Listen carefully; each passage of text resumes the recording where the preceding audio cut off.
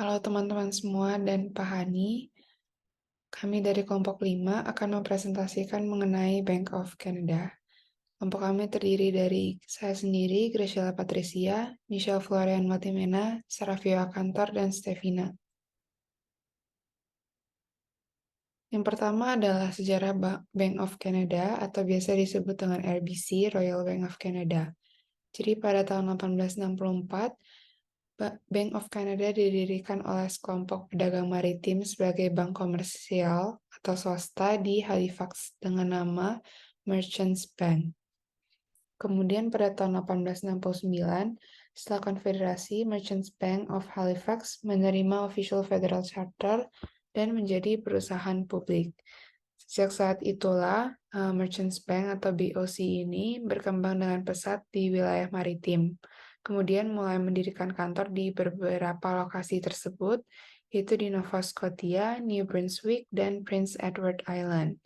Pada tahun 1887, bank ini bekerja sama dengan Chase National, New York, dan The Bank of Scotland, London, England.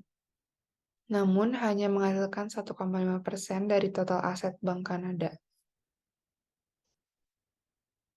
Kemudian pada tahun 1899 hingga abad ke-19 membuka cabang internasional pertama di Havana dengan pertumbuhan hasil sebesar 3,6% dari total aset Bank Kanada, yaitu pada abad ke-19 hingga tahun 1930, di mana ekspansi tersebut didorong oleh adanya hubungan perdagangan gula dan rum antara dua pihak, yaitu di Pelabuhan Halifax dan Hindia Barat. Dan hingga pada tahun 1926 terdapat 72 cabang. Tahun 1901, nama Merchants Bank of Halifax diganti menjadi The Royal Bank of Canada atau RBC. Kemudian pada tahun 1910, 1912, 1917, dan 1918 mengakuisisi beberapa bank seperti Union Bank of Halifax dan juga Northern Crown Bank hingga menjadi bank Kanada pertama dengan aset melebihi $1 miliar.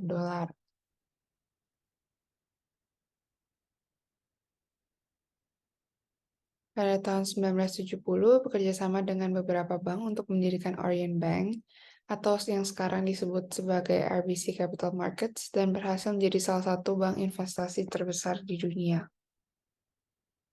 Tujuan dari Orient Bank ini untuk mengembangkan bisnis euro-dollar atau simpan pinjam secara internasional. Pada tahun 1998, Bank of Montreal dan RBC melakukan merger, namun tidak mendapat persetujuan Kementerian Keuangan karena dapat mengurangi harga persaingan dan juga bukan keputusan terbaik bagi masyarakat Kanada. Pada tahun 2008, fokus dalam meningkatkan manajemen aset dengan membeli aset Philips, Hager, dan North of Vancouver senilai $105 miliar dan menjadi perusahaan reksadana dan manajemen aset terbesar di Kanada.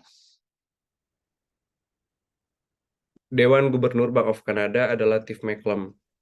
Dia diangkat sebagai Gubernur Bank Kanada 3 Juni 2020 untuk masa jabatan selama 7 tahun.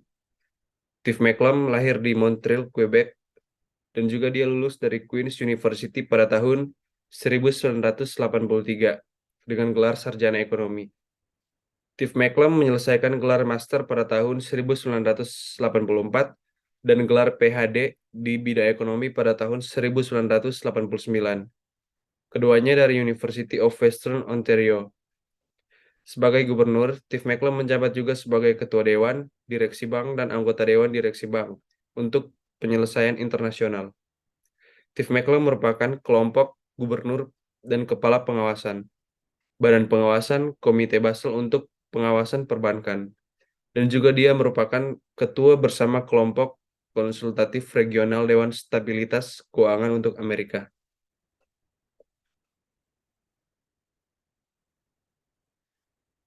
Pada Juli 2014, Tiff Macklem berperan sebagai dekan Sekolah Manajemen Rotman di Universitas Toronto. Tiff Macklem juga merupakan ketua panel Ontario tentang pertumbuhan ekonomi dan kemakmuran panel pakar federal tentang keuangan berkelanjutan dan Institut Risiko Global dalam Layanan Keuangan. Selama krisis keuangan global 2008 sampai 2009, Steve Macklem adalah Associate Deputy Minister di Departemen Keuangan Kanada dan mewakili Kanada di G7 dan G20 and Financial Stability Board. Steve Macklem kembali ke bank pada Juli 2010 ketika dia ditunjuk sebagai Deputi Gubernur Senior. Kebijakan moneter Bank of Canada, di mana tujuan kebijakan moneter yaitu menjaga nilai mata uang dengan 3 hal, yaitu menjaga inflasi tetap rendah, stabil, dan dapat diprediksi, di mana hal ini memungkinkan warga negara untuk dapat lebih percaya diri lagi untuk investasi dan keputusan untuk mengeluarkan uang. Kemudian mendorong investasi dalam jangka panjang pada ekonomi Kanada dan dapat berkontribusi menciptakan lapangan kerja. Kemudian kebijakan moneter Kanada terdiri dari 2 komponen utama, yaitu target pengendalian inflasi dan nilai tukar fleksibel. Di mana target pengendalian inflasi sendiri yaitu 2%, titik tengah dari kisaran target 1 hingga 3%, di mana hal ini pertama kali diperkenalkan pada tahun 1991, dan target tersebut ditetapkan bersama oleh Bank of Canada dan pemerintahan federal dan ditinjau setiap 5 tahun. Kemudian sasaran pengendalian inflasi itu memandu keputusan bank tentang pengaturan suku bunga kebijakan yang tepat, yang dimana ditunjukkan untuk mempertahankan lingkungan harga yang stabil dalam jangka menengah.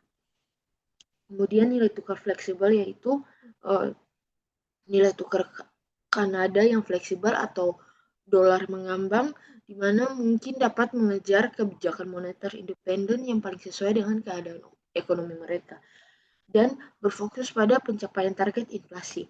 Kemudian pergerakan nilai tukar juga menyediakan penyangga, yang dimana membantu ekonomi menyerap atau menyesuaikan diri dengan guncangan internal maupun eksternal. Ini adalah laporan kebijakan moneter terbaru yang mana yang dikatakan sebelumnya itu setiap 5 tahun. Ini yaitu 12 April tahun 2023, inflasi Kanada tetap tinggi tetapi akan segera turun menjadi sekitar 3% pada pertengahan tahun ini, di mana karena mereka mengatakan bahwa harga energi yang lebih rendah, kemudian rantai pemasokan yang lebih baik, dan kebijakan moneter yang lebih ketat. Dan bank memproyeksikan bahwa inflasi akan mencapai target 2% pada akhir tahun 2024. Selanjutnya ada independensi Bank Sentral Kanada.